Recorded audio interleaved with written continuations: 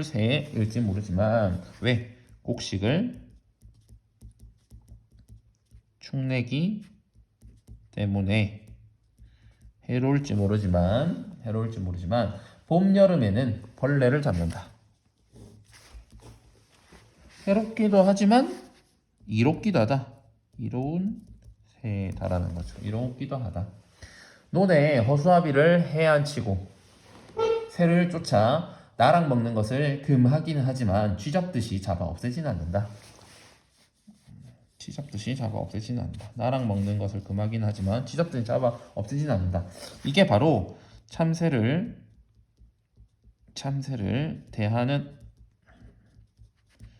우리 민족의 태도라고 할 수 있습니다. 여러 가지가 있으니까 이걸 1이라고 할게요. 만일 참새를 없애자면 그리 불가능한 것은 아니다. 반드시 추녀 끝에 서식하기 때문에 서식하기 때문이다. 그러니까 참새를 없애는 것이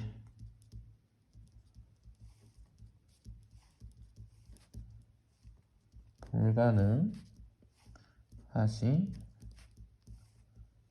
않은 이유가 추녀 끝에 서식하기 때문이다라는 거죠. 그러나 그렇게 매몰하지도 않았고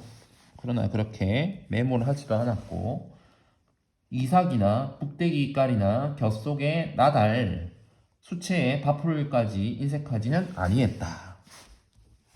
바로 할게요. 여기가 우리 민족의 태도 동그라미 2라고 할 수 있죠. 새를 쫓는다라고 하지 않고 새를 본다라고 말을 한다는 겁니다. 새를 쫓는다, 새를 본다라고 하는 것도 우리 민족의 태도 세 번째라고 할 수 있겠죠. 애기같이 귀엽게 여긴 그런 부드러운 말씨다. 그래서 저녁 때는 다 같이 집으로 돌아온다. 그러니까 참새도 나갔다가 집으로 돌아오고 우리도 밖에서 일하다가 다시 집으로 돌아온다는, 다 같이 집으로 돌아온다는 겁니다. 그래서 태도 네 번째가 되겠고요. 여기 한 식구처럼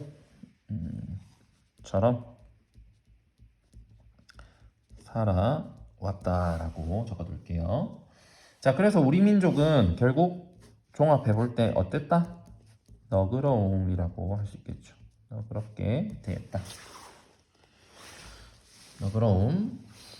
자, 지금 생각하면 황금빛 들판에서 푸른 하늘을 향하여 어여허 새 쫓는 소리도 유장하기만 하다. 유장하다라고 하는 것은 급하지 않고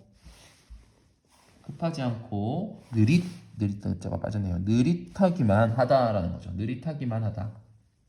유장하다기만 하다.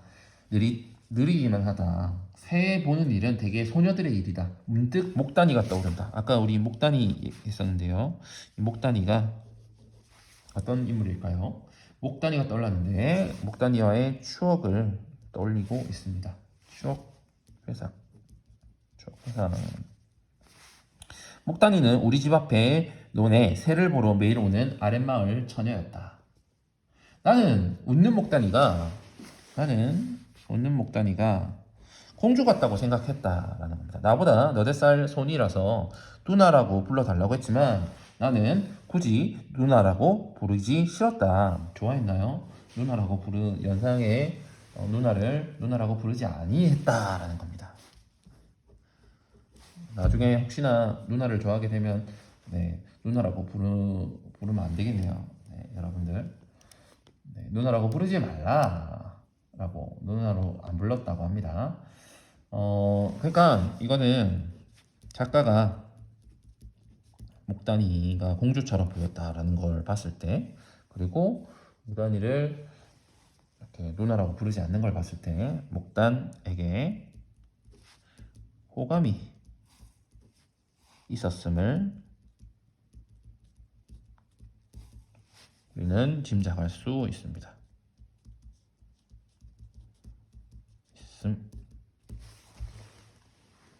그는 가끔 삶은 밤을 까서 나를 주곤 했다. 혼자서는 종일 심심한 까닭에 내가 날마다 와서 같이 놀아주기를 바라는 것이었다. 그도 만일 지금 살아있다면 물론 할머니가 되어 있을 것이다. 할머니라고 하니까 네. 어때요? 지금 시간이 많이 흘렀다라는 걸 알 수 있겠죠. 흘렀음. 폐간 집을 가리켜 참새 한 마리 없는 참새 한 마리 안 와 앉는 집이라고 한다. 저 참새 한 마리 안 앉는다는 것은 먹을 것을 참새들은 쫓아가니까 먹을 것이 없으면 참새는 오지 않기 때문이죠. 그래서 사람이 안 사는 집에는 먹을 게 없겠죠. 또 참새 많이 모이는 마을을 복마을이라고도 한다. 후덕스러운 말이요. 보기에 덕이 많다라는 거죠. 이유가 있는 말이기도 하다. 참새는 양지가 바르고 잔풍한 곳이라고 한다. 잔풍하다는 것은 고요하고 잔잔한 바람이 분다. 잔잔한 풍, 잔풍한 곳을 택한다라는 겁니다. 여러 집이 오밀조밀 모인 대촌을 택하고 나달이 풍족하고 방앗간이라도 있는 부유한 마을을 택하니 복지일 법도 하다. 복지라고 하는 것은 행복을 누리며 잘 살 수 있는 땅을 말합니다. 복지, 행복, 땅 이런 뜻이에요. 행복을 누리면서 잘 살 수 있는 그런 땅을 말합니다. 행복 플러스 땅. 풍족한 마을에서는 새한테도 각박하지가 않다. 왜?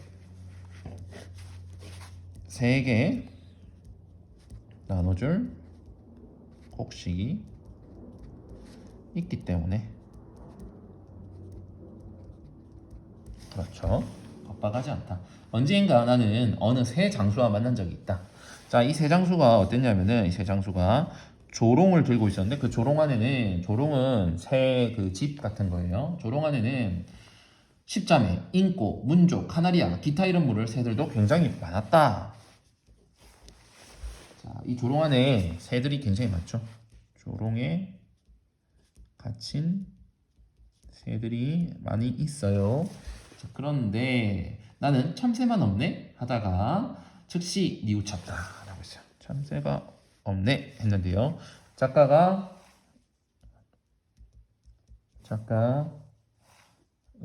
애착이 느껴지죠. 참새에 대해서 참새만 없네 하고 이때의 감정은 어떻게 했어요? 아쉬움이었어요. 참새만 없네 이랬는데 어때요? 즉시 뉘우쳤다라고 합니다. 즉시 뉘우쳤다. 왜 즉시 뉘우쳤을까요? 즉시 뉘우쳤다. 자, 즉시 뉘우친 이유는 실은 참새가 잡히지 아니해서 다행인 것을 여기서 짐작할 수 있죠. 참새가 잡혔으면은 뭐 자유를 잃는 거죠. 그리고 죽을 수도 있고요. 자, 그래서 이 이유가 다행이라. 그래서 저기서의 감정은 안도감이 되겠죠. 아쉬웠는데 안도감으로 바뀝니다. 나는 어려서 조롱을 본 일이 없다. 시골서 재를 조롱에 넣어 기르는 사람은 한 사람도 없다.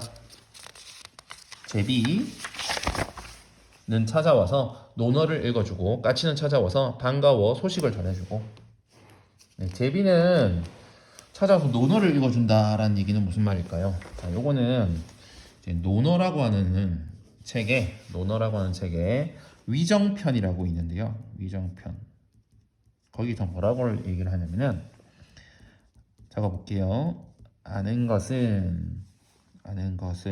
것을요. 안다고 하고 모르는 것을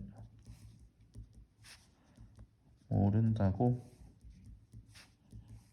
하는 이것이 바로 아는 것이다. 자, 이런 대목이 있는데요. 이런 대목을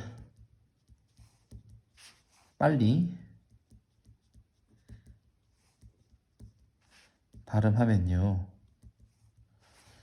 제비 우는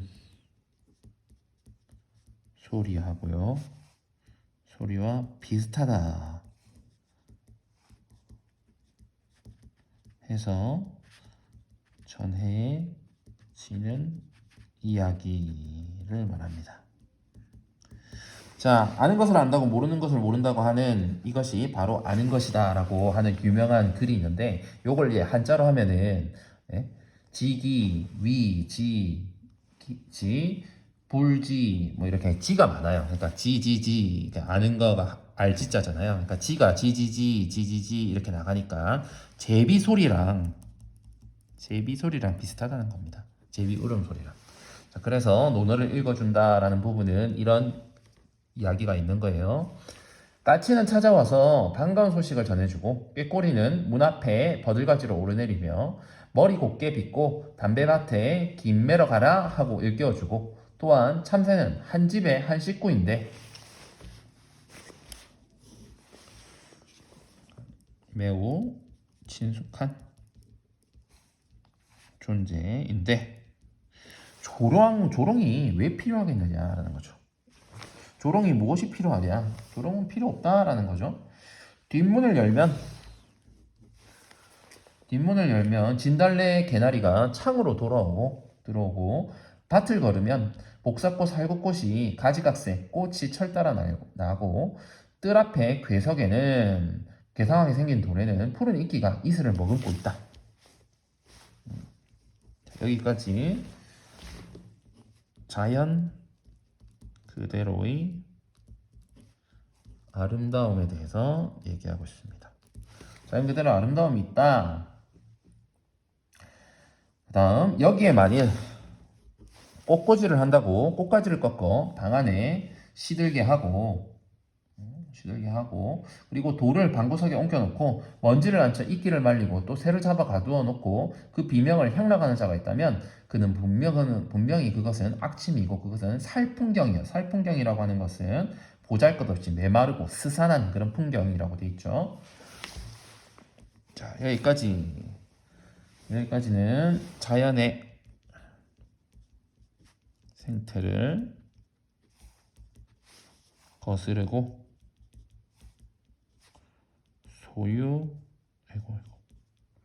소유하려는 행동을 말합니다. 이게 바로 현대인의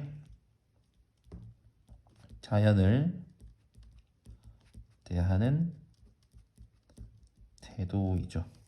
자, 여기에 대해서 작가는 어떻게 생각하나요? 자, 분명히 악취미고 살풍경이었을 것이다 라고 얘기하고 있죠. 자, 이 부분 다시 이 부분에서 작가의 어떤 주제의식을 우리는 엿볼 수 있습니다. 작가의 비판적 태도라고 할게요. 자, 한번 물어봅시다. 작가는 지금 조롱에 대해서, 조롱속, 그리고 조롱속 새에 대해서 어떻게 생각해요? 조롱속 새에 대해서 거부감을 느끼고 있습니다. 거부감. 그리고 비판적으로 생각을 하고 있죠. 거부감을 가지고 있습니다. 그런데 이제는 이 참새도 씨가 져서 천연기념물로 보호대책이 시급하다는 이야기다. 세상의 참새들조차 명맥을 보존할 수가 없게 되었는가? 참새가 천연기념물로 보호대책이 필요하다는 얘기가 나왔다고 하죠. 나왔으니까 어때? 작가의 심정은? 네, 굉장히 안타까울 거고요. 그리고 이 좋아하는 참새가 사라지는 것에 대해서 아쉽게 생각하고 있겠다. 그죠? 그동안 이렇게 세상이 변했던가? 생각하면 메마르고 삭막하고 윤기 없는 세상이다.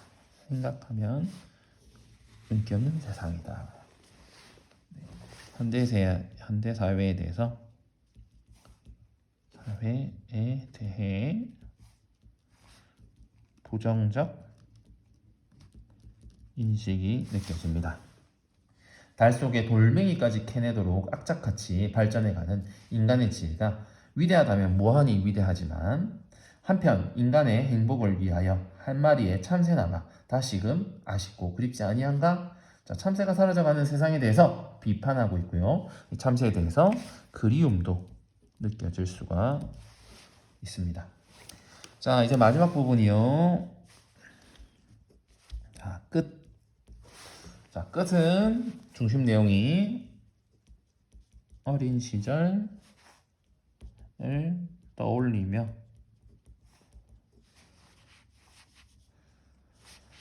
그렇게 해준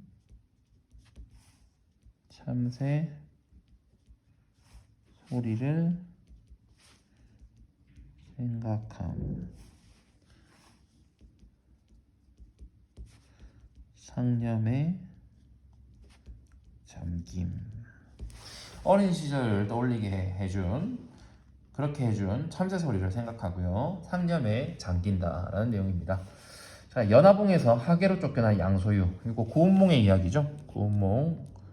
고운몽의 이야기를 가져옵니다. 양소유가 사바풍상을 다 겪고 또 부귀공명을 한껏 누리다가 인생이 헛되다라고 생각을 하고 일장춘몽이네 하고 석장에 짚은 노성이 성진아 한마디에 황년대각 옛 영화봉이 그리워 다시 연화봉으로 돌아갔다는 얘기 다 알고 있죠. 이게 이런 이야기가 있는데 이 노승의 성진아 말처럼 나는 어디로 이어질까요? 나는 짹짹짹이라고 하는 이 참새 소리 잠결에 스쳐서 잠을 깨게 됐습니다. 그래서 참새 소리가 되겠죠. 참새 소리는 작가의 잠을 깨우고 상념을 불러 일으킴. 그럼 과거의 회사의 철학적 깨달음으로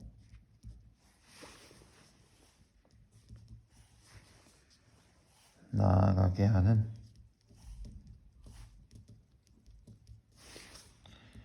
계기가 되고 있습니다. 참새 소리.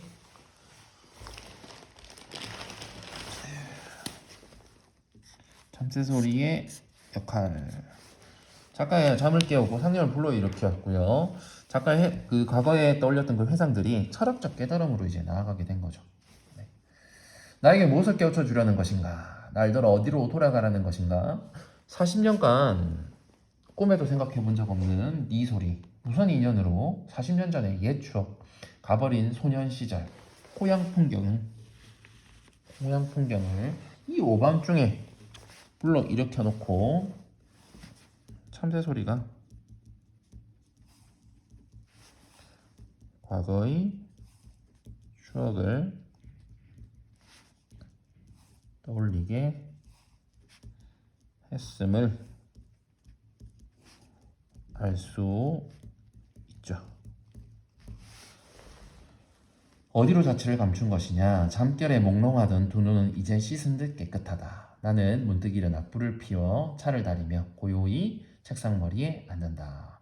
그래서 어린 시절에 대한 그리움, 어린 시절에